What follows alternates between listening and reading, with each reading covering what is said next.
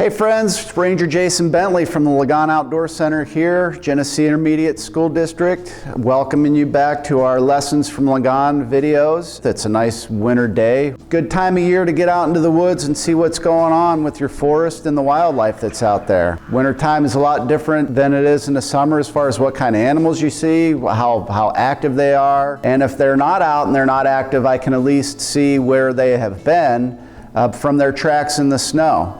I love tracking animals in the wintertime and seeing the different types of patterns their tracks make. There's lots of resources out there available for you to use to identify animal tracks. The Stokes Nature Guide's a guide to animal tracks and behavior is a really good one. Peterson Field Guide's Animal Tracks is also another one. These have a lot of details in them about a lot of different animals. Nature Study Aids Guide to Tracks, this is a good one. This has a lot of good details in it. For youth, like Critters of Michigan Pocket Guide has a lot of good information in there, more for younger kids. And Animal Tracks of the Great Lakes is really good. Scat Tracks of the Midwest I like. And then there's little things like flashcards that you can use.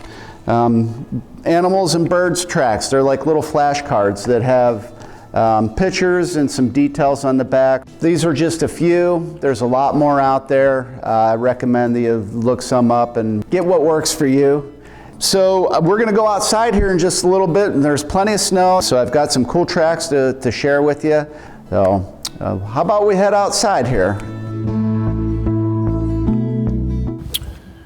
Again, what we're talking about today is animal tracks, and the lesson for today is not really to teach you exactly how to recognize specific tracks. Today's more about making the effort to go find where you're going to see those tracks at. So what we have looking at here is where a deer trails come through, a deer run. Deer like to use the same travel corridors over and over again, every day, every few days. They'll travel through a certain area. They're like people. They're creatures of habit. They like to travel the same way. Squirrels, the two things that they like to eat most is acorns and pine cone seeds. And since we're right underneath the red pines, my guess is that the squirrels have had pine cone seeds buried in here. And I can actually find there's a few pine cones that are frozen down in right here, right where it's been digging. We have deer tracks that are coming through here, and we've already looked at a lot of deer tracks and showed you deer trails and stuff coming through the woods. Right next to it is one of the tiniest mammals that we have here, and it's deer mouse, field mouse, deer mouse.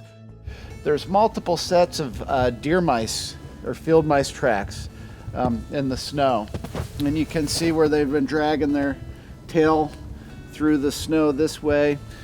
You know, deer have been dragging their toes through the snow going this way, and the mice have been dragging their tails through the snow back and forth across here. And it's kind of neat that every one of these mouse trails disappear into a little tunnel right here. Hey, sometimes the tracks are not in the snow. The signs of animals are everywhere. So when we think about tracks of animals, we usually think of in the mud or in the snow.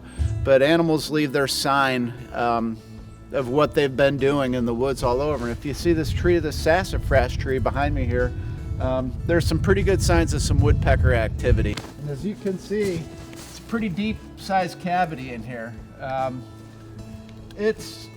The tree is not dead. The tree will still live from this for quite a while, but the woodpecker's doing two things. It's getting some food out of there, and it's creating future denning sites for future generations of woodpeckers. As that woodpecker hollows out that tree, that woodpecker might be able to den into it, but another generation and a generation after that will continue to work on those same cavity spots on a tree until it's big enough that they can use it for a den site.